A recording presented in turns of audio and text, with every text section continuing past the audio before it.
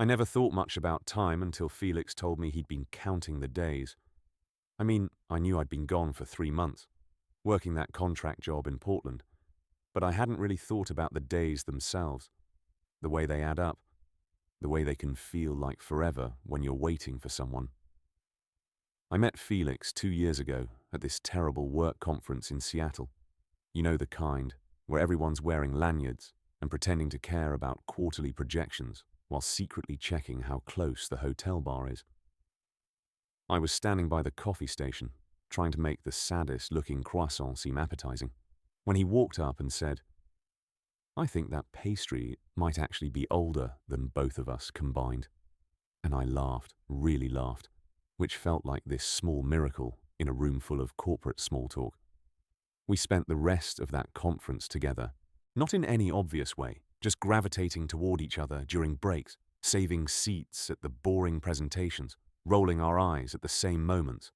He worked for a tech startup in San Francisco, did something with user experience design that he could make sound either incredibly boring or fascinating depending on his mood. He had this way of talking with his hands, these quick gestures that punctuated everything he said. I noticed his hands a lot during that conference, the way his fingers moved when he was explaining something he cared about. After Seattle, we stayed in touch. Started as work stuff, then became these long email chains about nothing important. He'd send me articles about weird news stories. I'd respond with terrible puns. Then emails became texts. Texts became calls. Calls became video chats that stretched past midnight. He'd be in his apartment in San Francisco with his laptop balanced on his knees, and I'd be in Boston at my desk. And somehow the distance didn't matter. We just talked. About work. About life. About the stupid things that happened during our days. About deeper things too. His relationship with his parents. My struggle to figure out what I actually wanted from life. The conversations never felt forced. I didn't realize I was falling for him. Or maybe I did realize it, but kept telling myself it was just friendship. Really good friendship. The kind where you think about the person constantly and feel this warm sensation in your chest when their name pops up on your phone and memorize little details they mention in passing. You know, normal friend stuff. I'd had relationships with women before, a couple that lasted a year or more, and I'd cared about them. But I'd never felt this specific pull, this magnetic thing that made me want to know everything about someone. It was my roommate Marcus who finally said something. We were having breakfast on a Saturday morning and I was texting Felix about this documentary we'd both watched, and Marcus just looked at me over his coffee and said, "So when are you going to admit you're in love with this guy?" And I dropped my phone. Literally dropped it right into my scrambled eggs. Marcus laughed so hard he started choking, and I just sat there with egg-covered phone in hand, feeling like my entire reality had just shifted 3 feet to the left, because once Marcus said it, I couldn't unsee it. Every interaction with Felix suddenly had this new clarity, the way my heart sped up when he called, the way I felt genuinely sad on days we didn't talk, the way I'd started comparing everyone I met to him and finding them lacking, the way I thought about his smile, his laugh, the concentrated expression he got when he was really listening to something, the way I'd catch myself wondering what it would be like to touch his face, to kiss him, to wake up next to him. It terrified me. Not because Felix was a man. That part felt surprisingly natural once I let myself think about it. It terrified me because I had no idea if he felt the same way. We'd never discussed relationships, never talked about who we were attracted to. We had this perfect friendship, and I was about to potentially destroy it by wanting more. I spent 2 weeks in this weird limbo, trying to act normal while internally freaking out every time we talked. Then the Portland job came up. 3-month contract, good money, chance to work on a major project. I almost didn't take it. The thought of not being able to just drive down to San Francisco to see Felix if I wanted to, even though I'd never actually done that, felt wrong. But Felix was the one who convinced me to go. We were on a video call, and I was hemming and hawing about the decision, and he said, "Dylan, you have to take it. This is exactly the kind of work you've been wanting to do. Portland's not that far. We'll still talk all the time." And there was something in his voice, something I couldn't quite identify, that sounded almost sad. But I told myself I was imagining it. Portland was beautiful and lonely. I threw myself into the work, stayed late at the office, explored the city on weekends. Felix and I still talked constantly. If anything, we talked more. Long phone calls while I walked through unfamiliar neighborhoods, video chats where we'd watch movies together, him in San Francisco and me in my temporary apartment, hitting play at the same time. He sent me recommendations for Portland restaurants. I sent him photos of the weird art installations I found. On the surface, nothing had changed. But everything had changed, at least for me. The distance made it worse somehow. I'd be in meetings and find myself thinking about him. I'd see something funny and my first instinct was always to tell Felix. I had dreams about him, the kind that left me disoriented when I woke up.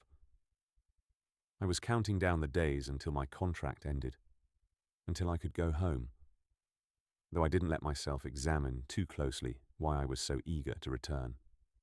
About 6 weeks into the Portland job, I had a date. This guy named Chris, who I met at a coffee shop, who was perfectly nice and objectively attractive. Marcus had been encouraging me to explore this new understanding of my sexuality, and I figured why not. Chris and I went to dinner, and he was funny and smart and kept touching my arm when he laughed. And I felt absolutely nothing. Well, not nothing. I felt guilty. Like I was somehow betraying Felix by being on this date, which was insane because Felix and I weren't together. We were just friends who talked every day and knew everything about each other and made each other laugh. And I was completely gone for him. I ended the date early, told Chris I wasn't ready to date right now, which was both true and a complete lie. I walked back to my apartment in the rain and called Felix without thinking about it. He answered on the second ring. "Hey, how was your date?" he asked, and his voice sounded strange, tight. "Wait, how did you know I had a date?" "You mentioned it yesterday. Said you were meeting someone for dinner." I had mentioned it, casually, the way you'd tell a friend about your plans. But now there was this weird tension in the air, even through the phone.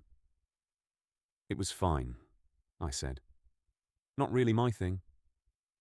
The guy, or dating in general. That specific guy.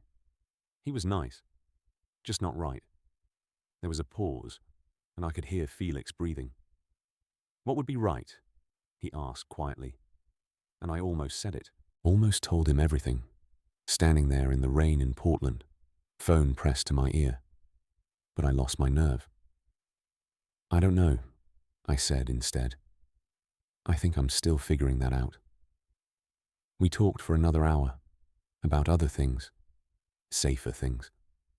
But something had shifted. The conversations after that were different, charged with something unspoken. We'd have these moments where the silence stretched out, and neither of us would break it, just existing together on the phone. And my heart would be pounding so hard, I was sure he could hear it.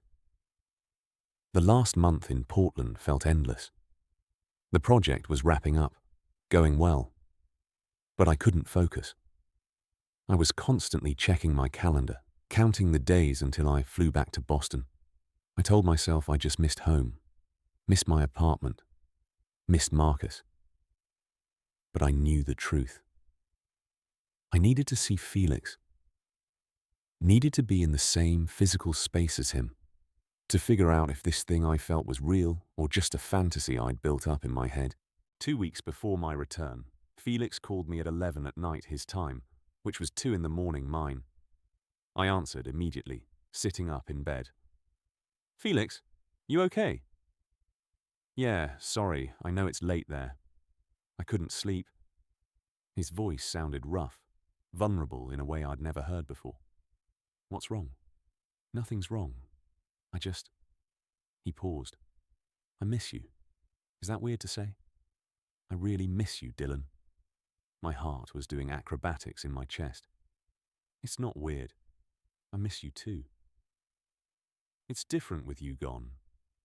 I keep wanting to tell you things and then remembering you're not just down the coast. I keep thinking about when you're coming back." "2 more weeks," I said. 14 days. "I know. I've been counting." And there it was. Simple, honest, and it completely destroyed me.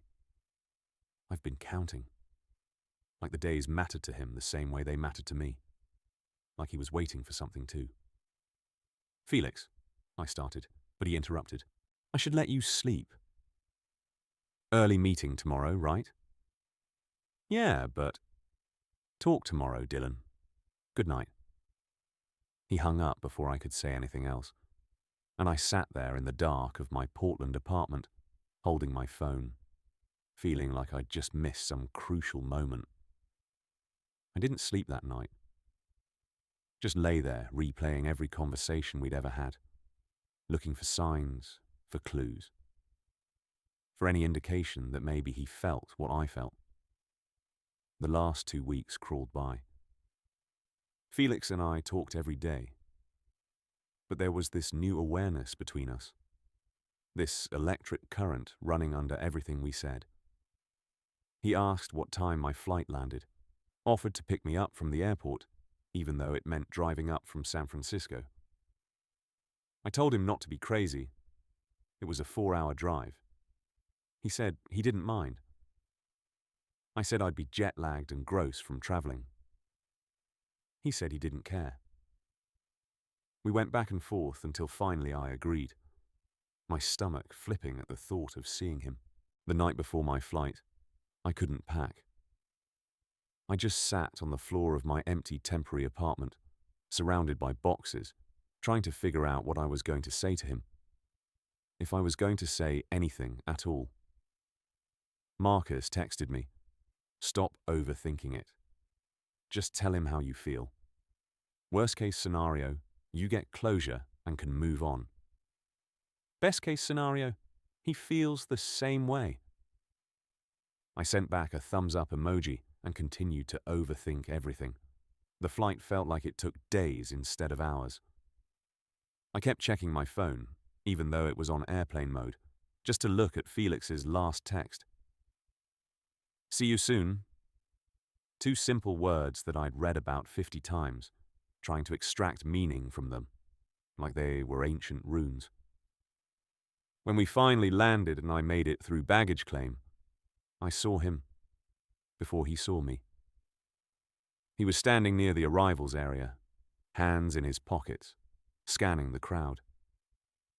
And something in my chest just cracked open.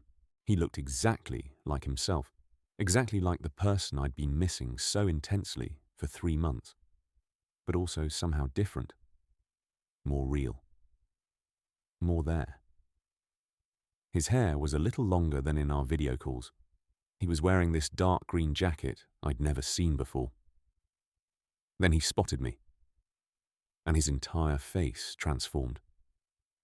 This huge smile, genuine and bright, and he was walking toward me, and then we were standing right in front of each other. For a second, we just looked at each other, and I could feel my hands shaking. "Hey," he said. "Hey." And then we were hugging, his arms around me, my face pressed against his shoulder, and he smelled like coffee and something citrusy, and it felt like coming home. We held on maybe a second too long for it to be just a friend thing, and when we pulled back, his hands lingered on my arms. "You look good," he said. "Portland treated you well. You too. I mean, you look good too." We were being idiots, awkward in a way we'd never been before, and I loved it and hated it at the same time. He grabbed one of my bags and we headed toward the parking garage, falling into easier conversation. He asked about the flight, about the project, about Portland. I asked about San Francisco, about work, about the new coffee shop that had opened near his apartment. Normal stuff. Friend stuff. The drive back toward the city was comfortable. Felix had made a playlist for the drive, songs he knew I'd like. And we listened and talked, and sometimes just sat in companionable silence. The sun was setting, painting everything gold, and I kept stealing glances at him, at his profile as he drove, at his hands on the steering wheel. Those hands I'd been noticing for 2 years. "Do you want to grab dinner?" he asked as we got closer to my neighborhood. "Or are you too tired?" "Dinner sounds good." We ended up at this Thai place near my apartment, sitting across from each other in a booth, and it felt like a date. Or maybe I just wanted it to feel like a date. Felix ordered for both of us, remembering exactly what I liked. And when the food came, we shared everything, passing dishes back and forth. He told me about a project at work that was driving him crazy, and I told him about the people I'd worked with in Portland. And it was so easy, so natural. Except for this undercurrent of tension that made every accidental touch of hands feel significant. "I really did miss you," Felix said suddenly, in the middle of a story about his coworker. "These 3 months were weird without you." "Weird how?" He looked down at his plate, pushing pad thai around with his fork. "Just weird. Like something was missing. I'd have something happen and want to tell you about it. And even though we talked all the time, it wasn't the same as being able to just see you. I felt that too." "Yeah? Yeah. I kept thinking about being back here, about seeing you." He looked up at me then, and there was something in his eyes. Something vulnerable and hopeful and scared. "Dylan, I need to tell you something." My heart stopped. "Okay." "These past few months, with you gone, I had a lot of time to think. About us. About what we are to each other." He was fidgeting with his napkin, tearing little pieces off. "And I realized that you're not just my best friend. I mean, you are, but you're also more than that. For me, you're more than that." I couldn't breathe. Couldn't move. Just stared at him across the table. "I've been trying to figure out when it happened," he continued, words coming faster now. "When I fell for you. And I don't think there was a specific moment. I think it was just all of it. Every conversation, every stupid joke, every time you actually listened when I was talking about something I cared about. And then you went to Portland and I felt like part of me went with you. And I realized I couldn't keep pretending this was just friendship." "Felix." "Wait, let me finish. I know this might mess everything up. I know you might not feel the same way. But I've been counting the days until you got back because I needed to tell you this in person. I needed you to see my face when I said it, so you'd know I meant it." He finally looked directly at me. "I'm in love with you, Dylan. I'm completely in love with you. And I have been for a while now." The restaurant noise faded away. Everything faded away except Felix sitting across from me, looking terrified and brave, having just said the exact words I'd been desperate to hear. "You've been counting the days," I said quietly. "Every single one. I've been counting them too." I reached across the table and took his hand, and he looked down at our joined hands like he couldn't quite believe it was real. "Felix, I went to Portland already in love with you. I spent 3 months trying to figure out how to tell you, trying to figure out if there was any chance you might feel the same way." "Are you serious?" "Completely serious. That date I went on, I ended it early because all I could think about was you. Everything comes back to you. You're the first person I want to talk to when I wake up, and the last person I want to talk to before I sleep. You're what I missed most about being home. His hand tightened around mine. So we've both been idiots. Massive idiots. For how long? For me, at least a year. Maybe longer. It kind of snuck up on me until one day my roommate pointed out I was obviously in love with you, and I realized he was right. Felix laughed, this bright, relieved sound. God, we could have saved ourselves so much time. Maybe we needed the time. To be sure. Are you sure now? I looked at him, at this person who knew me better than almost anyone, who made me laugh and made me think and made me want to be better, who I'd been missing so intensely for 3 months that it physically hurt, who had just put his heart on the line because he couldn't keep pretending anymore. I've never been more sure of anything, I said. We left the restaurant and walked back toward my apartment, still holding hands, both of us a little giddy with relief and happiness. The city was alive around us, people everywhere, but it felt like we were in our own bubble. We kept stopping to look at each other, like we needed to confirm this was really happening. Outside my building, we paused. Do you want to come up? I asked. Marcus is probably asleep. We could watch something or just talk. I'd like that. My apartment was quiet. Marcus's door closed. I dropped my bags by the door and we settled on the couch. And suddenly, the reality of the situation hit me. Felix was here. We'd both just confessed we were in love with each other. We were sitting close enough that I could feel the warmth of him next to me. I don't know what to do now, I admitted. I've imagined this moment about 1,000 times, and now that it's here, I'm nervous. Me too. He turned toward me. We don't have to do anything. We can just sit here. I don't want to just sit here. What do you want? I want to kiss you. I've wanted to kiss you for so long. He smiled, soft and genuine. Then kiss me. So I did. Leaned in and pressed my lips to his, gentle and tentative, and it was everything. His hand came up to cup my face, and he kissed me back, and it felt like something clicking into place. Like this was exactly where we were supposed to be. We kissed slowly, learning each other, and when we finally pulled apart, we were both smiling. Worth the wait? He asked. So worth it. We stayed up until 3 a.m, kissing and talking and kissing some more.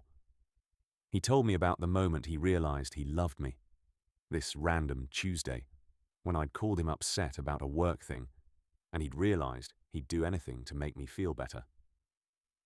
I told him about dropping my phone in my eggs when Marcus called me out. We laughed about all the times we'd probably been obvious and not realized it. So what now? I asked, my head on his shoulder, his arm around me. Now we do this for real. Date each other.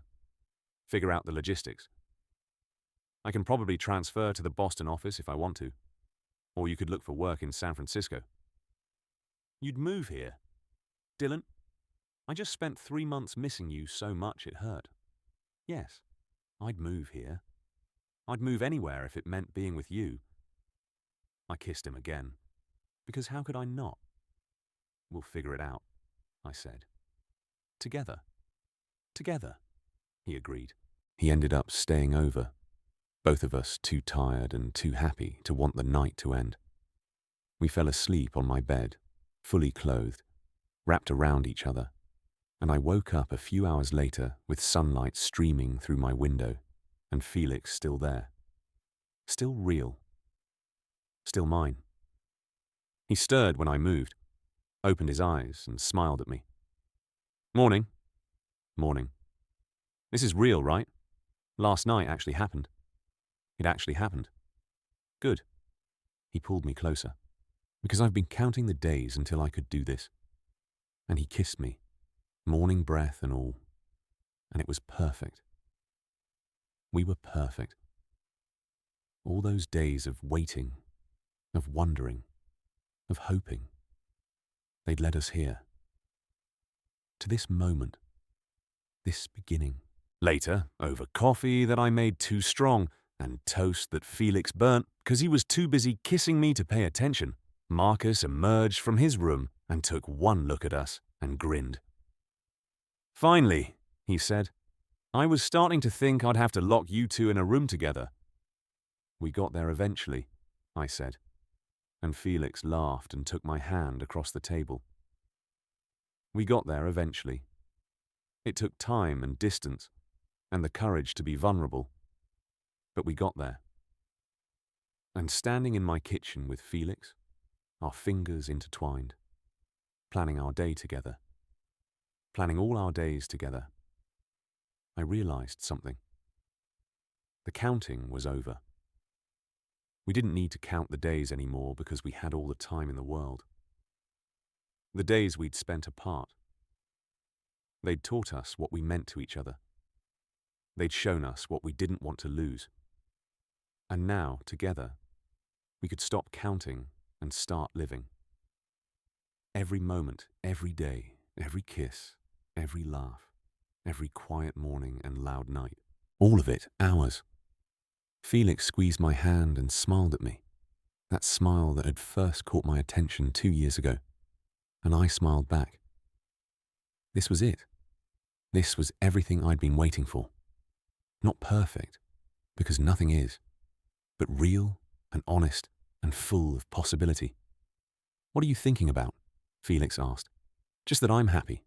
Really, genuinely happy." "Me too." He leaned over and kissed my cheek. "Me too." And that was the truth of it. Simple and profound. We were happy. Together. Finally. Wonderfully. Completely together.